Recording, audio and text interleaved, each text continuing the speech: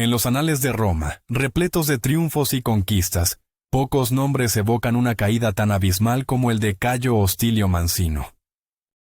Despojado de su ciudadanía, desarmado y entregado a las puertas de la ciudad que lo había vencido, se convirtió en el símbolo viviente de la humillación romana. ¿Cómo pudo la mayor potencia militar del mundo ser llevada a tal extremo por una solitaria ciudad celtíbera que se negaba a morir?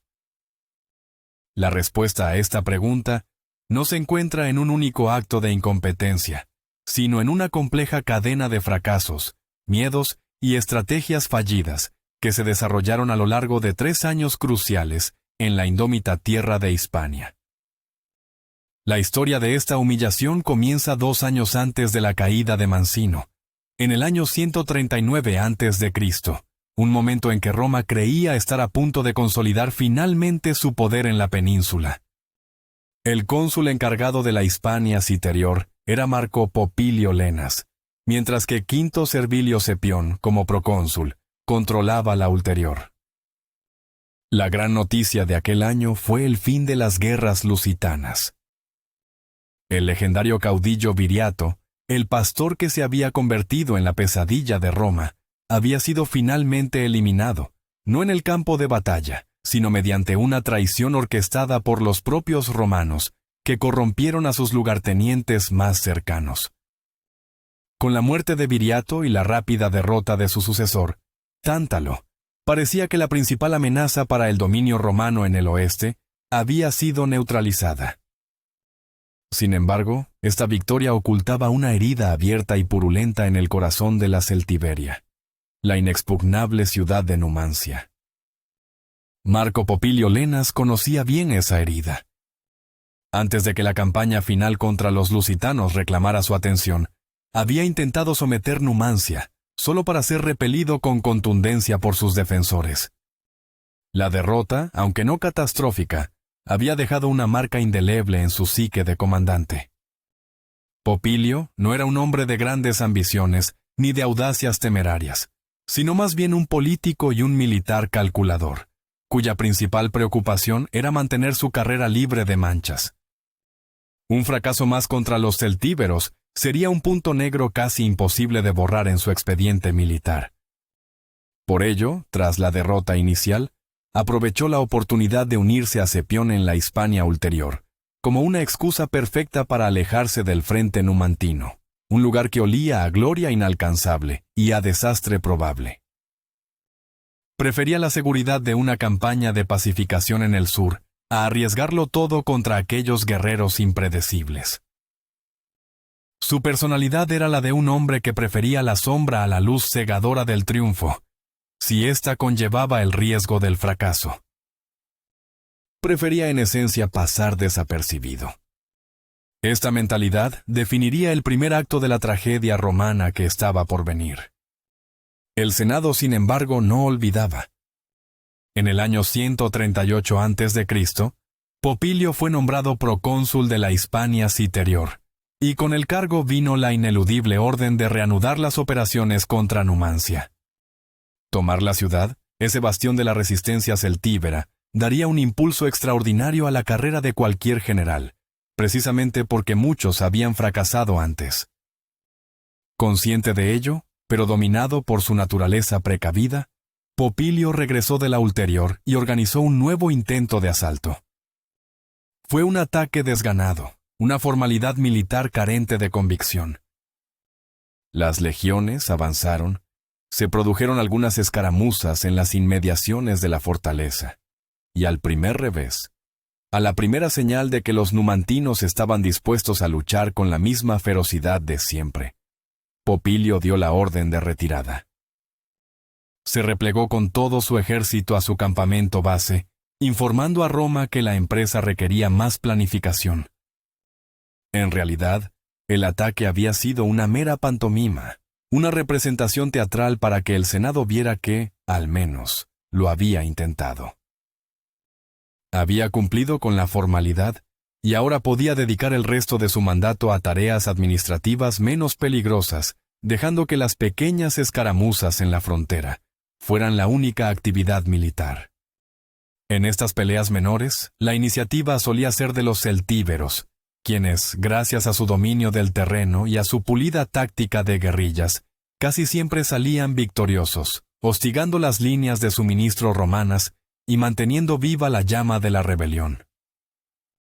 La cautela de Popilio había logrado su objetivo personal, mantener su expediente limpio, pero para Roma solo había conseguido una cosa: dar a Numancia un año más para fortalecerse y reafirmar su leyenda de invencibilidad. Mientras Popilio jugaba a la guerra en la Citerior, un tipo de general muy diferente tomaba el mando en la Hispania ulterior. 10 Junio Bruto, recién nombrado cónsul, llegó a la península con una misión clara: erradicar los últimos vestigios de la rebelión lusitana. Aunque el ejército lusitano se había desintegrado tras la muerte de Viriato, numerosas bandas de guerrilleros seguían activas, asaltando el territorio romano y manteniendo la región en un estado de inseguridad constante.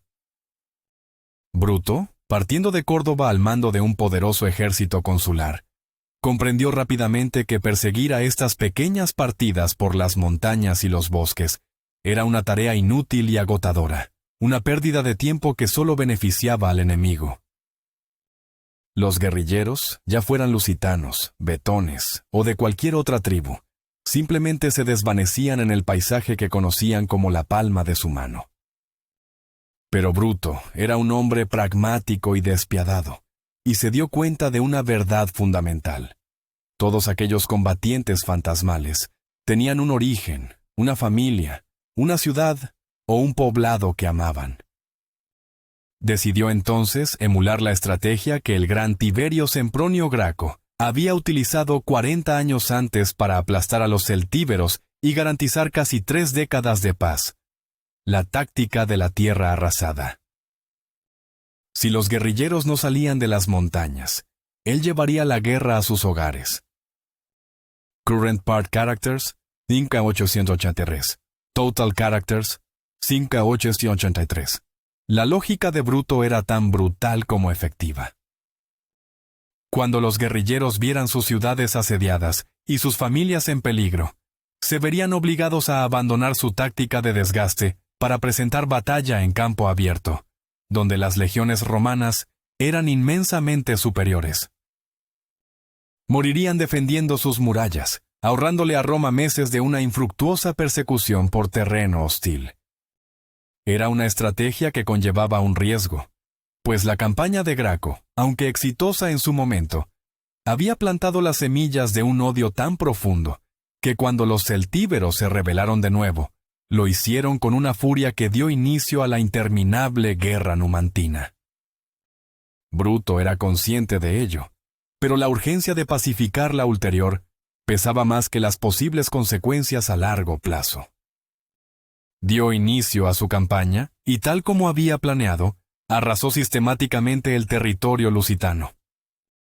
Pronto descubrió que parte de las guerrillas más obstinadas estaban formadas por soldados brácaros, una tribu perteneciente a los galaicos, cuyo hogar se encontraba más al norte, en la actual región de Portugal.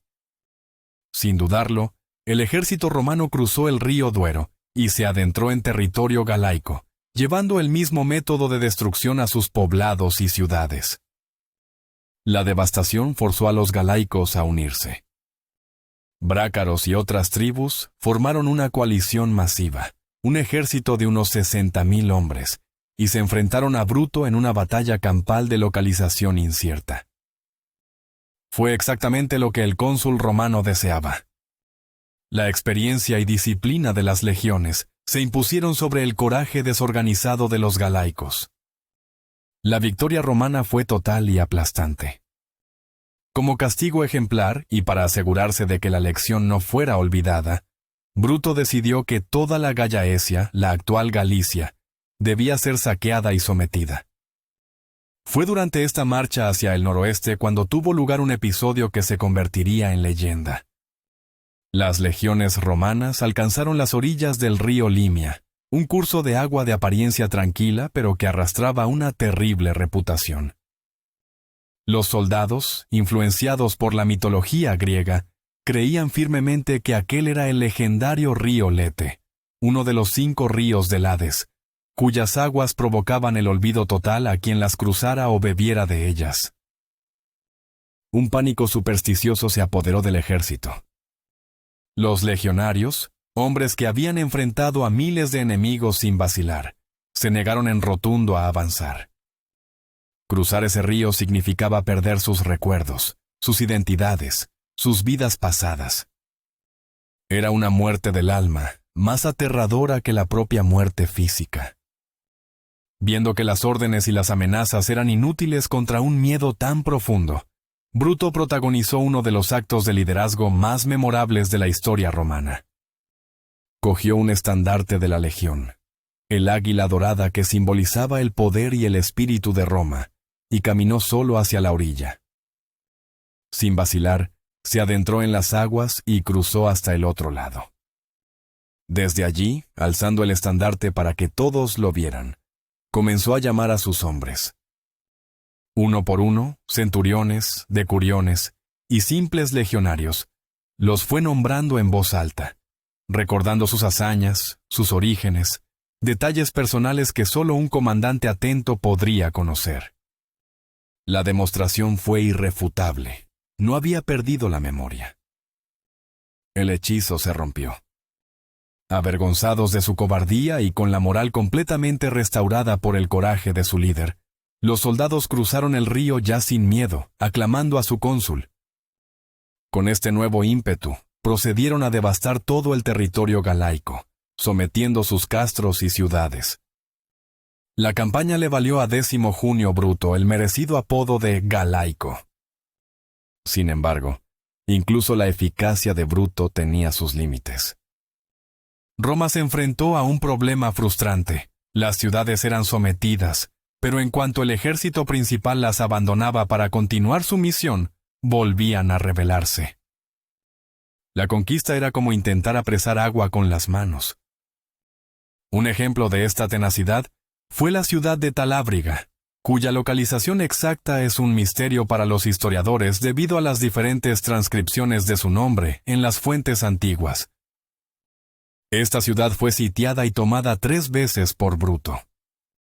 A la tercera, harto de su persistencia, el cónsul decidió darles un castigo que no olvidaran. Tras vencerlos de nuevo, les arrebató todo lo que poseían, sus caballos, su grano, su oro y cualquier objeto de valor.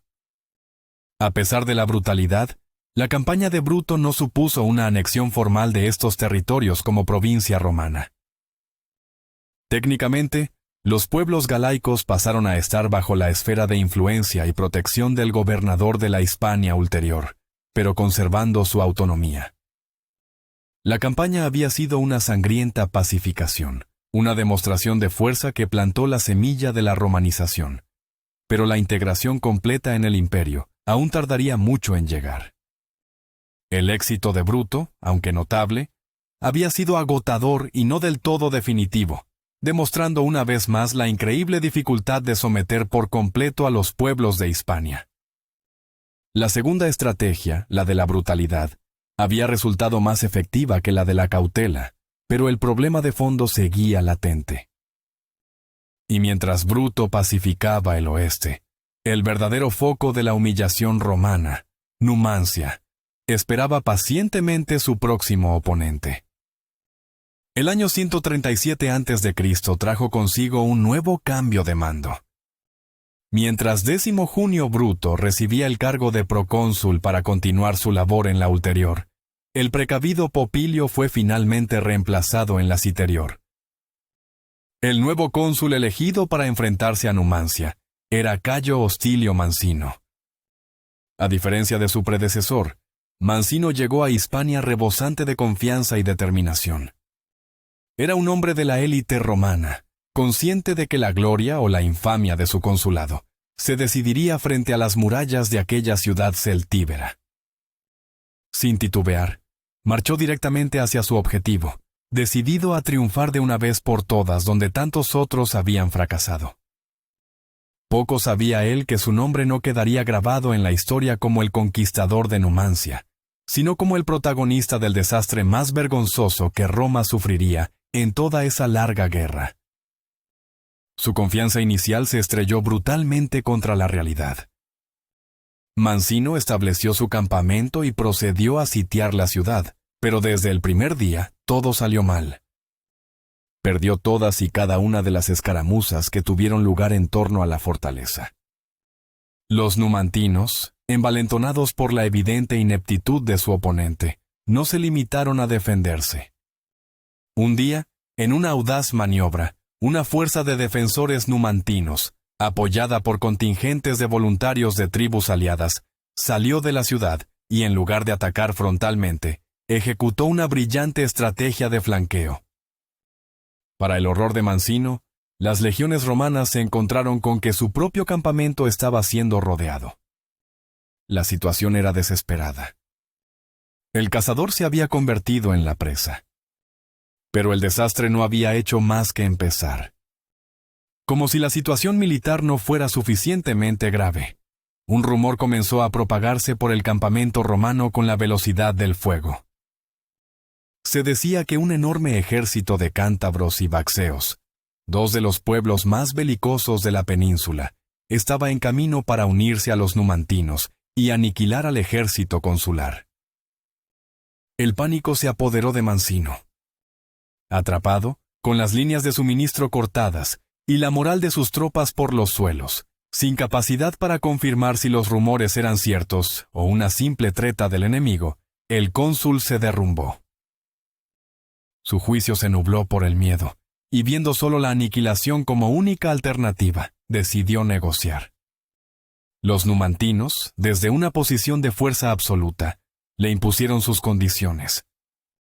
Mancino, para salvar a su ejército, firmó un tratado de paz, un foedus, completamente humillante para la dignidad de Roma.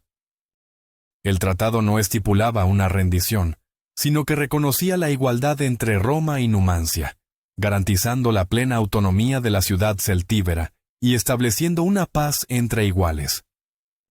Era un reconocimiento sin precedentes, una afrenta intolerable para el orgullo de una república que se consideraba dueña del mundo. Cuando la noticia del tratado llegó a Roma, la reacción del Senado fue de incredulidad, seguida de una furia monumental. La idea de que un cónsul romano hubiera puesto a Roma en pie de igualdad con una tribu de bárbaros era una deshonra nacional.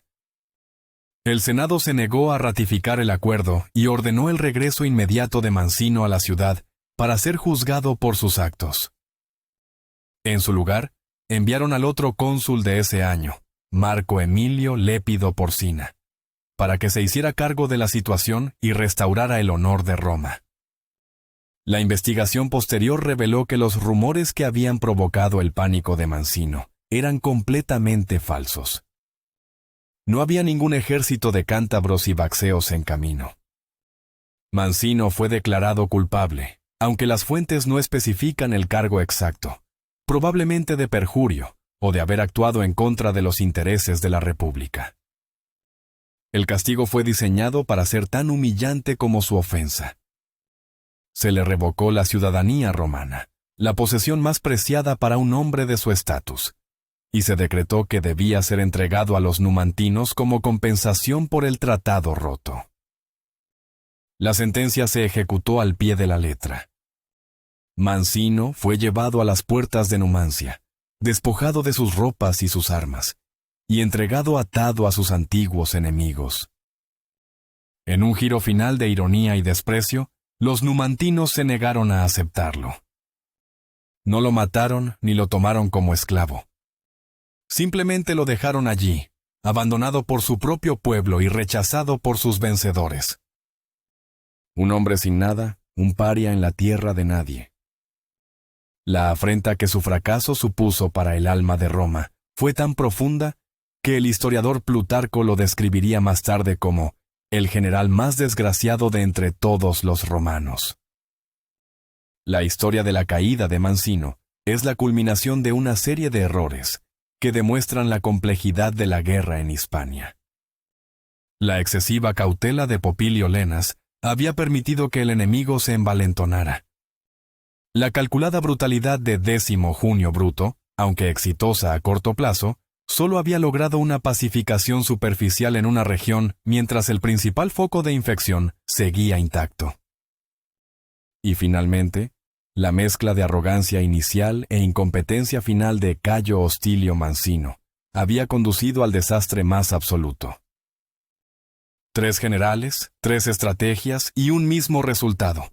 Numancia seguía en pie, más desafiante que nunca. Con la llegada de Lépido Porcina y tropas de refresco, Roma se preparaba para un nuevo intento de tomar la ciudad, con el orgullo herido y sedienta de venganza. La humillación de Mancino había convertido la guerra contra Numancia en una obsesión personal para el Senado y el pueblo de Roma. Ya no se trataba solo de una cuestión de conquista territorial, sino de restaurar un honor mancillado de la forma más pública y vergonzosa posible. La pregunta que flotaba en el aire de Hispania y en los pasillos del Senado era ominosa y llena de incertidumbre. ¿Lograría Roma vencer esta vez? ¿O la pequeña ciudad celtíbera seguiría siendo el cementerio de las reputaciones de sus generales? La historia de esta guerra estaba lejos de terminar, y los episodios más sangrientos y heroicos aún estaban por escribirse. El eco del desastre de Mancino resonó con fuerza en cada rincón de la República, desde los lujosos salones de las villas patricias hasta las humildes tabernas donde los legionarios licenciados contaban sus historias. La historia se convirtió en una fábula con moraleja sobre la arrogancia y la incompetencia, un recordatorio constante de que ni siquiera el poder de Roma era absoluto. Mientras tanto, en Hispania, la situación era más tensa que nunca. La llegada de Marco Emilio Lépido Porcina, un hombre de la prestigiosa gens Emilia, tenía como objetivo no solo reanudar la guerra, sino también limpiar la mancha de la deshonra. Sin embargo, Lépido, en lugar de marchar directamente sobre Numancia como se esperaba, desvió su atención hacia los vacceos, acusándolos, quizás sin pruebas fehacientes, de haber colaborado con los numantinos durante la campaña de Mancino. Este movimiento fue visto en Roma como una excusa para evitar un enfrentamiento directo con el temido enemigo, y buscar una victoria más fácil en otro lugar. La guerra se estancaba en una espiral de desconfianza y campañas secundarias, mientras Numancia, la verdadera espina clavada en el costado de Roma, disfrutaba de un respiro inesperado, reconstruyendo sus defensas y preparándose para el inevitable asalto final que, sabían, llegaría tarde o temprano. Por su parte, Décimo Junio Bruto Galaico continuaba en la ulterior como procónsul, consolidando su control sobre las tierras que había pacificado. Sus veteranos, hombres endurecidos por años de guerra contra Viriato y las tribus galaicas, recibieron tierras en una nueva colonia fundada para ellos, Valentia Edetanorum, la ciudad de los valientes, que con el tiempo se convertiría en la moderna Valencia. Este acto de recompensa era también una medida estratégica, colocando a soldados leales y experimentados en un punto clave para controlar la región y servir como núcleo de la romanización. La figura de Bruto contrastaba enormemente con la de Mancino. Mientras uno era despojado de su ciudadanía y abandonado, el otro era honrado con un apodo glorioso y la capacidad de fundar ciudades. Esta dualidad reflejaba la naturaleza errática de la política romana y de la propia guerra. El destino de un general podía cambiar de la gloria a la ignominia en una sola campaña. La leyenda de su cruce del río Limia se contaba en los campamentos, un ejemplo de cómo el valor individual y el carisma de un líder podían superar el miedo colectivo y la superstición. Sin embargo, ni siquiera el prestigio de Bruto podía ocultar la verdad subyacente. Su campaña, aunque exitosa en el campo de batalla, no había logrado una sumisión verdadera y duradera. Había sido una demostración de fuerza, no una conquista del corazón y la mente de los pueblos sometidos. Mientras tanto, en Roma, el debate político sobre la guerra de Hispania era encarnizado. El caso de Mancino había creado un precedente peligroso y había expuesto las divisiones dentro de la propia élite gobernante. Algunos senadores abogaban por una solución diplomática, argumentando que una guerra interminable y costosa estaba desangrando los recursos de la República para someter a un puñado de tribus montañesas. Otros, la facción más belicista y probablemente mayoritaria, clamaban por una solución final y aplastante. Para ellos, el honor de Roma estaba en juego, y cualquier cosa que no fuera la destrucción total de Numancia sería vista como una señal de debilidad que podría inspirar rebeliones en otras provincias del vasto territorio controlado por Roma. La figura de Popilio Lenas, el cónsul precavido, fue olvidada rápidamente, eclipsada por la magnitud del desastre de su sucesor. Su estrategia de evitar el conflicto a toda costa, aunque personalmente segura, había contribuido al estancamiento y había permitido que el problema de Numancia se enquistara. La historia de estos 3 años y estos 3 generales, el cauto, el brutal y el inepto, se convirtió en un caso de estudio para futuras generaciones de líderes militares romanos. Una lección sobre los peligros de subestimar al enemigo, los riesgos de una brutalidad sin estrategia a largo plazo, y las catastróficas consecuencias del pánico y la falta de liderazgo en el campo de batalla. La situación en la península ibérica, por lo tanto, permanecía en un equilibrio precario. En el norte, Numancia y sus aliados celtíberos se mantenían desafiantes, habiendo humillado a una legión consular y demostrado al mundo que Roma no era invencible. Su táctica de guerrilla, su conocimiento del terreno y, sobre todo, su inquebrantable voluntad de resistir, les habían permitido sobrevivir y vencer contra todo pronóstico. En el oeste, la pacificación de Gallaecia era superficial. Las tribus habían sido derrotadas, pero no aniquiladas, y su resentimiento ardía bajo la superficie de una paz impuesta por la fuerza. La fundación de colonias como Valentia era un paso hacia la consolidación, pero la romanización completa de la península sería un proceso que duraría siglos, lleno de avances y retrocesos. El fracaso de Mancino había forzado a Roma a replantearse su estrategia. Ya no bastaba con enviar a un cónsul cada año con un ejército estándar. Numancia requería un enfoque diferente, un general de una talla excepcional y una determinación inquebrantable. El Senado finalmente encontraría a ese hombre, pero eso forma parte de otro capítulo de la historia. Por ahora, el relato se detiene en este punto de inflexión, con el orgullo romano por los suelos y la pequeña ciudad celtíbera erguida como un monumento a la resistencia. La humillación de un cónsul romano, entregado desnudo a sus enemigos, había demostrado que en la guerra, el resultado no siempre lo deciden el número de soldados o la calidad de sus armas, sino la fuerza del espíritu de quienes luchan por su hogar. La historia de estos 3 años en Hispania se cierra como un tríptico sombrío que ilustra las profundas dificultades de la empresa imperial de Roma. Cada panel del tríptico está dominado por la figura de un general, y cada uno revela una faceta distinta del desafío hispano. El primer panel es el de Marco Popilio Lenas, un retrato de la parálisis burocrática y la aversión al riesgo. Su figura representa a esa clase de magistrados romanos para quienes la carrera política, el cursus honorum, era un fin en sí mismo, y cualquier mancha en el expediente, como una derrota militar, era un obstáculo insalvable.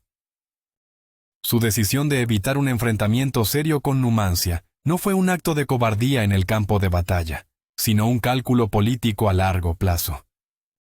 Al elegir no arriesgarse, Popilio preservó su futuro, pero a costa de prolongar una guerra que consumía recursos y vidas romanas. Su inacción fue una forma de fracaso silencioso, una negligencia que permitió que la confianza del enemigo creciera y que la leyenda de la invencibilidad de Numancia se consolidara. Demostró que, a veces, la mayor amenaza para un ejército no es el enemigo, sino la falta de voluntad de sus propios líderes para combatir. Su mandato fue un año perdido, un interludio que solo sirvió para posponer lo inevitable y aumentar el coste final de la victoria. El segundo panel pertenece a Décimo Junio Bruto Galaico, y es una escena de una violencia implacable y una eficacia brutal. Bruto representa el rostro más pragmático y despiadado del imperialismo romano. A diferencia de Popilio, él no temía el combate. Al contrario, lo buscaba activamente, pero en sus propios términos. Su campaña contra los lusitanos y galaicos fue un ejercicio de lógica militar aterradora. Si el enemigo se esconde en las montañas, quémale las ciudades para obligarlo a salir. Juntos, estos tres paneles cuentan una historia completa, no solo de una guerra, sino de la propia naturaleza del poder y sus límites.